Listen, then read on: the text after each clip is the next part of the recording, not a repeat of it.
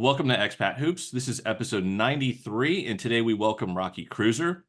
His pro career started in 2022 in Germany, and this season he's with the Belgian team Antwerp Giants.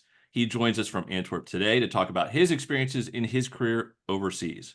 But before we get into the interview, if you like the podcast we bring you, give us a like on YouTube, follow us on social media like Instagram, and of course we have our own website, expathoops.com, where you can find all of our past and future content. And now we're happy to welcome you to the pod, Rocky. Welcome.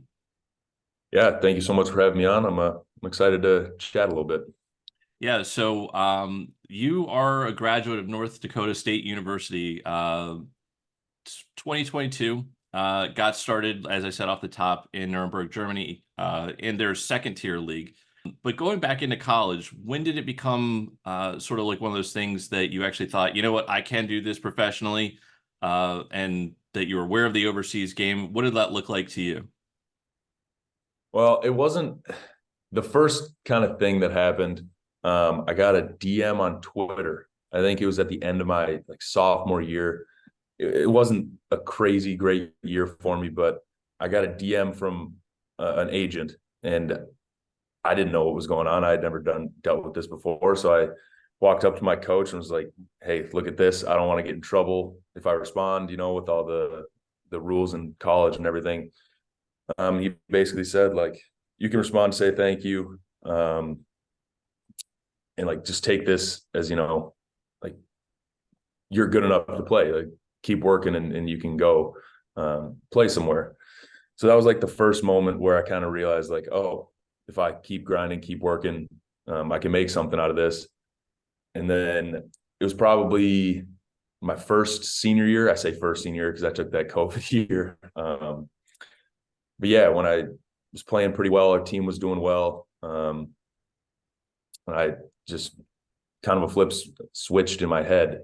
Just like, hey, I could go do this. I could go play somewhere. So combination of playing well throughout the latter of my career, and then that DM sophomore year kind of just worked my way towards believing I could play professional hoops.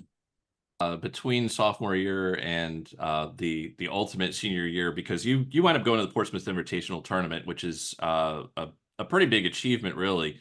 So you've got a lot of not only NBA scouts there, but you've also got some ones that are from the overseas game.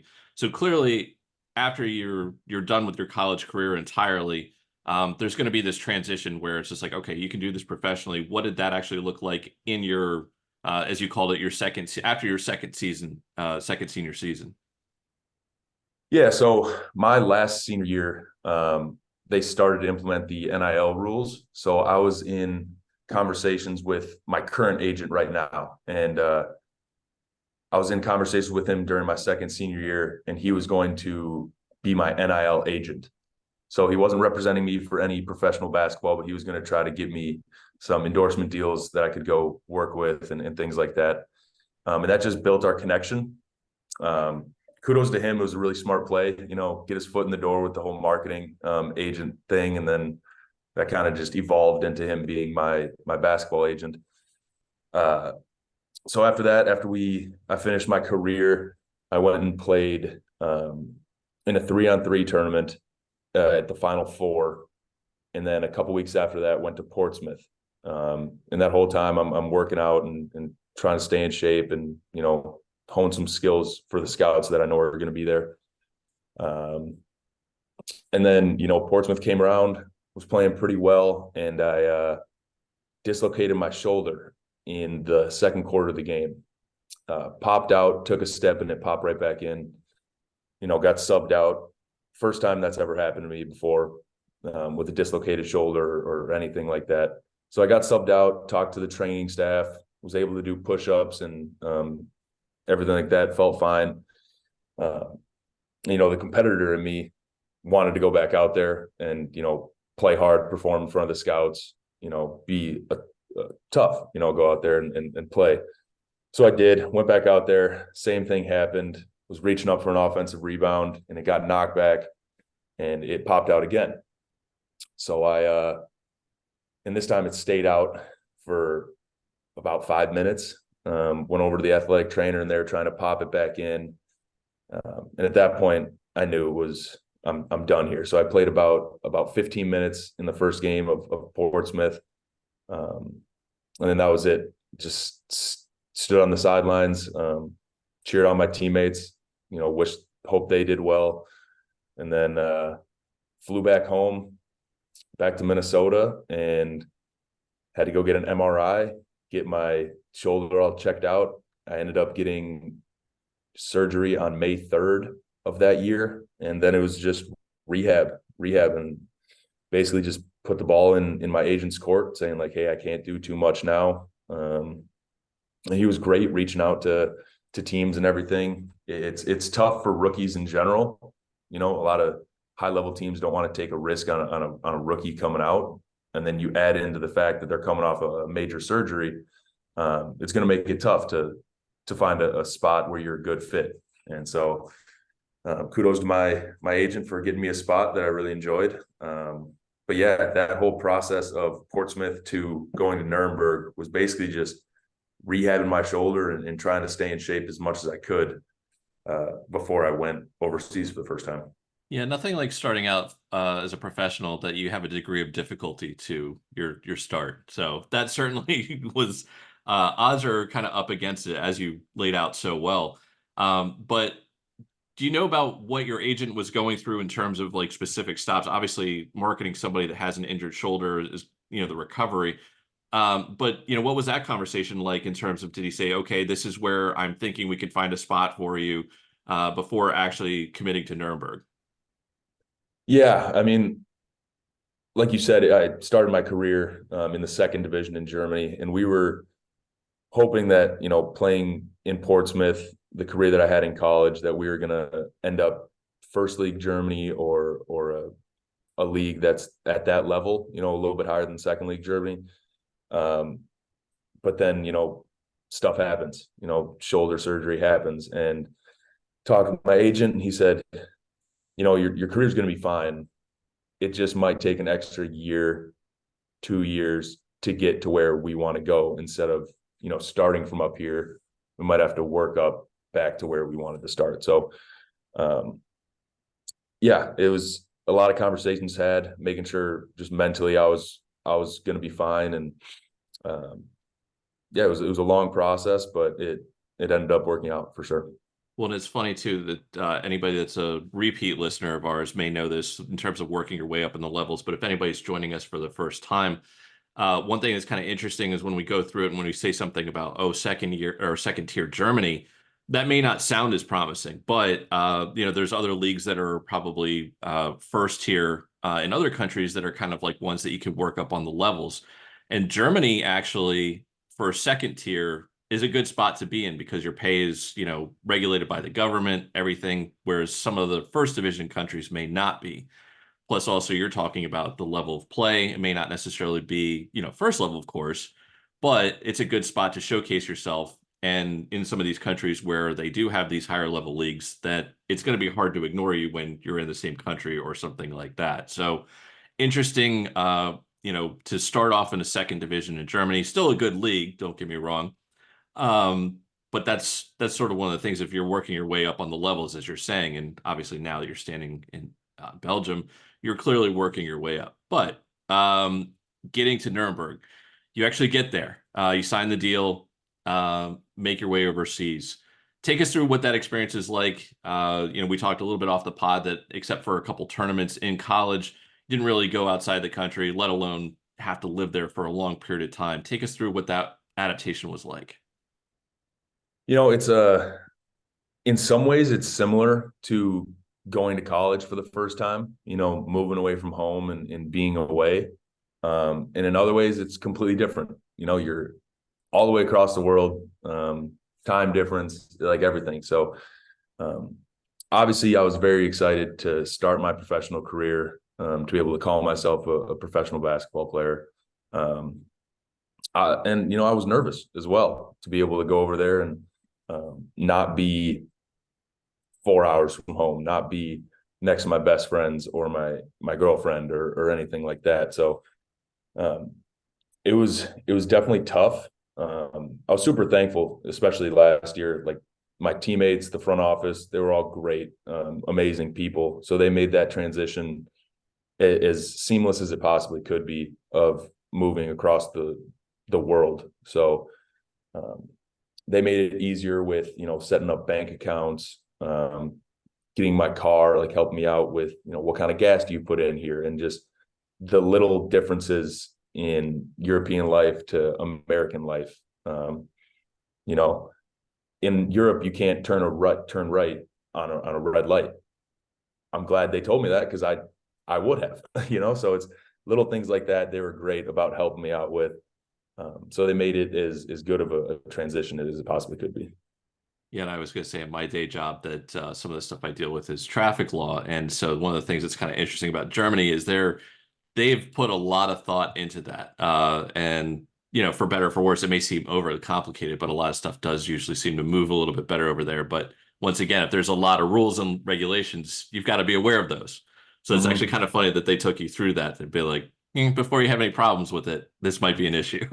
Exactly. Yeah, exactly. And I get here this year, walk into my apartment, and there's just a red binder sitting on my kitchen table. And I opened it up, and it's just got all the Belgian street signs. It's got little key phrases in Dutch, things like that that make it a little bit easier to move this far into Europe. Yeah, that's a really nice touch. Absolutely. Absolutely. Was open it up, and I see how to say please and thank you in Dutch. So I'm like, okay, I'm set. That's all I need. Got it. I was going to say the last trip that my wife and I took was to France, and she did French in college, and I got by with very similar phrases. I'm like, all right, tell me how to say please, thank you, and hello, and just a smile on your face and hope for the best.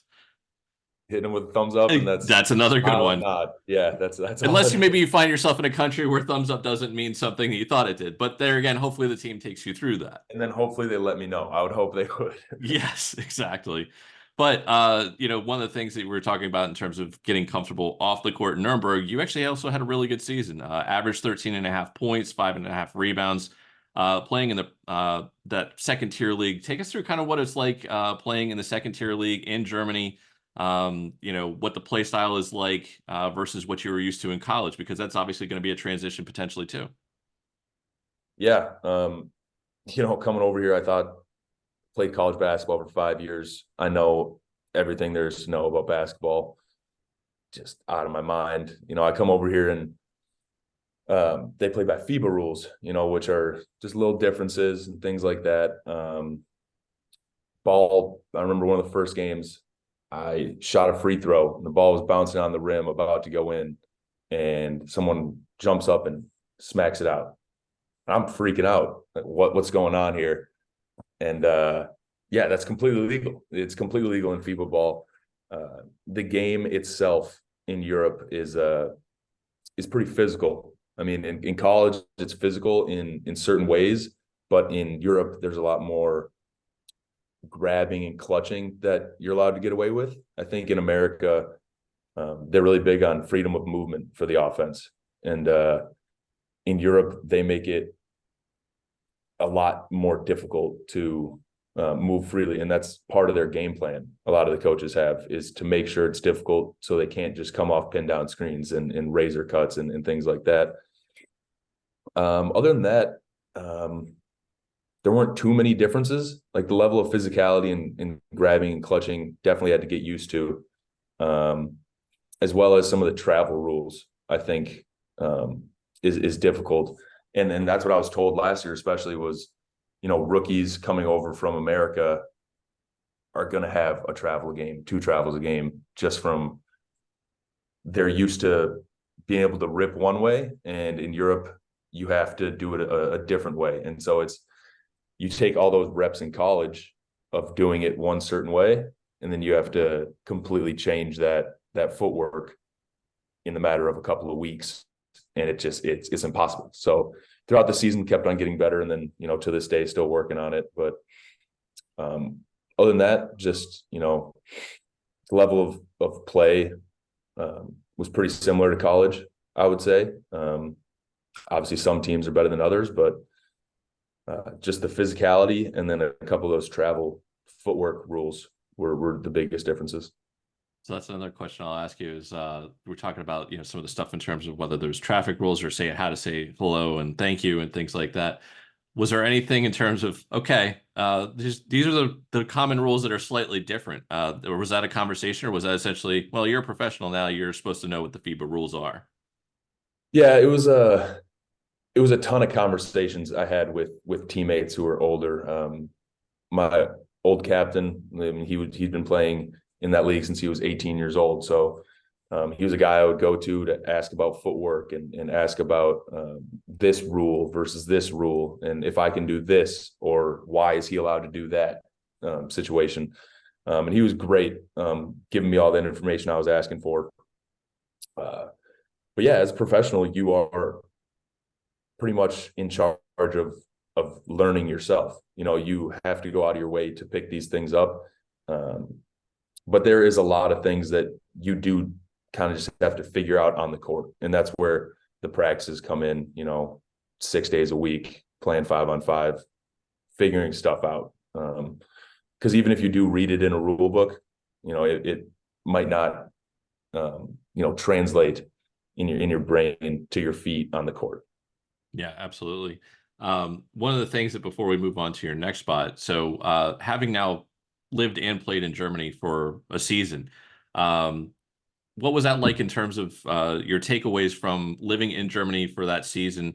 I'm going to guess that Germany is one of those countries that you would not mind returning to, hopefully next time in the Bundesliga. But take us through what some of the things were that you experienced in your first season in Nuremberg that you liked off the court. Yeah, I mean, like I said, my teammates and stuff were great off the court, on the court. A bunch of young guys, got along with well. Stuff that, seeing a bakery every block was awesome. Probably not great for a professional athlete trying to, stay in shape, but bakeries everywhere. They had great, Turkish food that I loved. I had never been to a Turkish barbershop before, and I thought they gave some great haircuts. The translations were a little bit tough. Translating it, had to always go with a teammate of mine, but yeah, stuff like that, just little things that are a little bit different. The bakeries, the different types of food. Being in Europe, so close to so many other types of cuisines, was kind of cool to be able to, see the Turkish food, try the Turkish food, or try the Italian food in Germany, or the French food in Germany. Because it's different than America, it's so much further away. But I will say Americans do Mexican food a lot better than Europeans do. That is one thing I will say that I have missed over here is some authentic Mexican food, but there's some pros and cons. Yeah. You got to give some to take some. Yeah, and hopefully also in time, I think is sort of as the world kind of becomes a little bit shorter in terms of trying to get things with like supply routes and logistics. Hopefully that'll be something that'll work itself out sooner rather than later. Hopefully. You, like I said, acquitted yourself really well in your first season. As your agent and you kind of were talking about in terms of working yourself up. That's exactly what's happened so far. This season, you find yourself in Belgium on a team that, if you've listened to us for a while, you've probably heard before, the Antwerp Giants. Take us through what, between seasons 1 and 2, what the discussion was like and how you actually wound up in Antwerp. Yeah. So, I mean, get done late April, early May last year. Head home, take a couple weeks off and start just to, reset. And then I start training again, start having conversations with my agent about this year. And his whole thought process was, ship your name out to the BBL, top league in Germany, top league in France, top league in Italy, get your name out there, see what we can do. And so we were getting offers from a couple of places, and they weren't bad offers at all. And I was asking my agent, what do you think? Should we take it? It's seems like a pretty good offer, seems like a pretty good location. What do you think? And he was like, we should hold off I will let you know when we get an offer that is reasonable and we should take. And so I get a call from him. I think it was in July. And he said, this is the offer that we jump on. Like, this is it. And so obviously sat down, did my research on the club, did my research on the coach, the other players, previous years, the city itself. And I have a lot of trust in my agent. If he says this is the right deal, obviously I got to check and make sure, but he said it was, and it's been great so far. So a lot of trust in him, and it just panned out. So one of the things I think you just said that was interesting was like you had the discussion with your agent that, you had some other offers that you were intrigued by. What was intriguing about those offers, and what was the discussion like between you and your agent that essentially like led you to saying, okay, this is the right one in Antwerp? Was it something about the money? Was it something about the league? Or was it something else entirely that, your agent was like, I think you can do better? And basically, what was that conversation? Yeah, I mean, there's a lot of things that go into choosing a spot to, sign a contract with a team, choosing a team to go to. Obviously, this is our job. Money is one of it. Location is another thing, like where it is in the world. The city itself, the coach, the other players on the club, their schemes on offense and defense, and like how well of a fit you'll be with that team, especially early in the career. I've had this conversation with my agent, is that, we might not take the highest monetary contract that gets offered to us because we want to be put in a position where you can excel, and so that your career can keep trending upward. If we take a position on a team that is going to sign you for a lot of money, but you don't play that much or you're not involved a lot, it's going to be really hard to continuously move up leagues and continuously grow throughout your career, even if you are making a couple more bucks. So there's a lot of things that go into choosing a club, and a lot of them, like, they're very important in their own way. So it's not just, hey, this club in France is offering you $20,000 more, so we're going to go there. But this club over here, you're going to play more, you're going to be the guy, you're going to be involved in the offense. But it's a bad city. You don't want to walk around outside alone. Well, then, you got to look at each of those categories and decide, what are you willing to give up in order to have some more in other categories? Because there's never going to be a 100% perfect situation. But, then that's where the conversation with your agent, with my family and friends goes a long way of like, hey, what do you guys think? A little bit of advice and what do you think? So there's a lot of things that go into choosing a club. But you just got to look at each one of those and in particular to see where it'll take you. So as we alluded to, that we've had a couple guests before that have been with Antwerp, and clearly you and your agent decided this was a good spot for you. Seem to be enjoying your season so far. Take us through why that would be. Essentially, how's your season going, not only individually, but as a team? Yeah. Team's been doing pretty well. Really happy. We're a very young team. We have a 20-year-old Belgian kid that just got his first invitation to play with the Belgian national team. We got 2 rookies, and then we got 2 second-year guys, myself and one other, as imports. So we're a pretty young team. There were thoughts that we might struggle early on in the season, figuring some stuff out.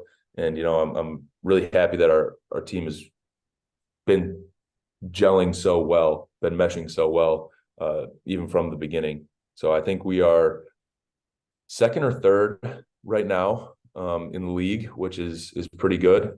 We just got to keep ramping it up and finish out the season strong. So this is an interesting question, or at least I think it's an interesting question. It's a team that I know has a really good fan base, and you're alluding to some of the domestic players that are on it, and kind of comparing and contrasting it with what we know from our college game.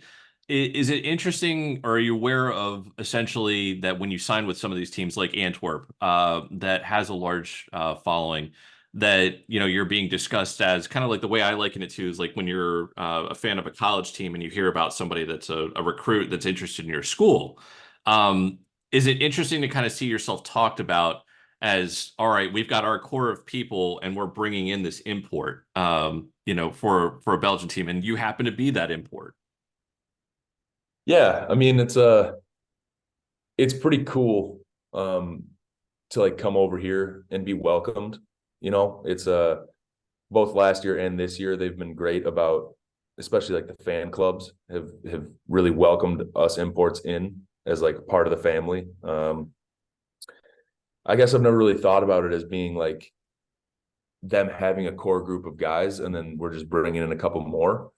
Because a lot of times there is a decent amount of roster turnover, even with domestic players. So, like this year, they brought back a couple of guys from last year, but I think we have like 8 new players, 7 new players. So, I mean, it's just like a lot of new faces coming in, and the fan base and the front office are welcoming everyone in equally as a whole part of the family. So, they've been doing a great job throughout that whole process. Yeah, that is one of those things. Actually, I thought about after you made a good point because one of the things with some of these higher level teams in the domestic league, sometimes they'll be like the top one and they'll bring in the domestic players as well. So that's a good point. Yeah. But as far as off the court, being in Antwerp this season, if you could kind of compare and contrast that with your first season, obviously kind of been through it a little bit in terms of making the adjustment, but Belgium is certainly a different country than Germany. So what were some of your things that were similar to your first season, and what are some of the things that you found to be a notable difference about Belgium off the court? Well, off the court, the weather is almost identical. It's the winter months, it doesn't snow too much here, but it is just like right now, it's overcast and gloomy, and it rains 5 days a week, 6 days a week. So weather is very, very similar to Germany. So I was ready for that. Obviously, it's a whole new language. So I spent 200 to 180 days last year trying to self-teach myself German. And then I come here and it's just a whole new process of trying to pick things up and stuff like that. So a whole new language. Obviously, it's a whole new city that you got to get your bearings in. I will say the similarities between a lot of European cities is they kind of have just like a city center, like the downtown of it. And it's all surrounded by like a ring, basically like a freeway or a road that goes around the city center. That's very similar to what it was in Nuremberg. So all of your big restaurants and tourist spots are down in the city center. And both times we've lived, last year and this year, I've lived about 10, 15 minutes away from that city center. So it's been nice to not have to, worry about parking or things like that. I kind of live in a cul-de-sac now, so I can park basically anywhere. It's been super nice. And if I need to go to the city center, I hop on a tram or I drive down there and park in a parking garage, and it's perfect. So there's definitely things that are different between Germany and Belgium, but I'd say there's a lot of similarities, especially, after I got my foot in the door last year, having to deal with a whole new language, having to deal with, recycling, the different recycling rules and traffic laws and stuff. I kind of have that already in my head when I came over here, that I would have to deal with it again. So it hasn't been too big of an adjustment this year, other than the whole new language thing. But other than that, I think the first year in Germany set me up very well to move to Belgium this year. One of the things I neglected to get to, I was too eager to get to the off the court stuff, but we talked about this off the pod a little bit too, about that you're now at a team that's playing it's a league that's been consolidated, the BXT League. That when we first started this podcast a couple of years ago, it was something that was just getting underway. If you could take us through what that's like to try to learn this transition. It's a little bit different of a setup than it had been in years before. Before it used to be a separate league in Belgium, a separate league in the Netherlands. Now it's a format that's kind of interesting as it's merged the two leagues. If you could kind of take us through like what that's like, and not only the fact that there's a lot of transition, but also it sounds like there's a little bit of transition that's still ongoing. Yeah. So with conversations from my teammates who played in the league last year, like they've switched up their playoff format even from last year to this year, and things like that. So, like you said, there's a Belgian side and a Netherlands side of this BXT League, and so the first half of the season, all the Belgian teams play the other Belgian teams twice, and all the Dutch teams play the other Dutch teams twice. And at the end of that, you take the 5 best Belgian teams and the 5 best Dutch teams, and then they play in crossover play. So right now we are playing the top 5 Dutch teams, each team twice. So we have 10 games. And then at the end of that, we'll go to playoffs. And the bottom 5 teams from the first half of the season in Belgium play the bottom 5 teams in the first half in the Netherlands, and they'll play against each other. And then playoffs it'll be back to a Belgian side and a Dutch side. And then the winner of each country will play each other for the B-Next championship. It's interesting. I wonder if Not sure if I explained that well, or, I mean, still to me, it's like, it's a very hard concept to grasp. So I'm sorry if it's not clear in your head. No, it's one of those things too that I think that I think they've got a good concept in terms of what they're trying to do with trying to essentially merge the two leagues, but it's sort of one of those ones that I think that as time goes on, I think they'll figure out a way to incorporate best practices, if you will. Yeah, I mean, there's definitely some things that could change. We're playing 1 game a week, and then we'll have a week and a half off or 2 weeks off before the next game. So I think there's some, schedule shrinking that could be done, or, just turn it into one big league. There's ideas out there to help, improve on the structure and format. But as of right now, I think it's a pretty cool format to be able to have cross-border play in the same league. Rocky Kreuser, thank you for being a guest on the pod today and talking with us about your career overseas so far. Reminder to follow us on Instagram at Expat Hoops and on YouTube for all of our latest content. Rocky, we've got a couple of expat extras to talk with you about, which will go up on our YouTube channel. Care to stick around? Yeah, absolutely. Excited. Hello, and thanks for watching. Be sure to give the video a like, and you can watch more videos over here. You can also click subscribe over here so you're notified when we have new content here on Expat Hoops.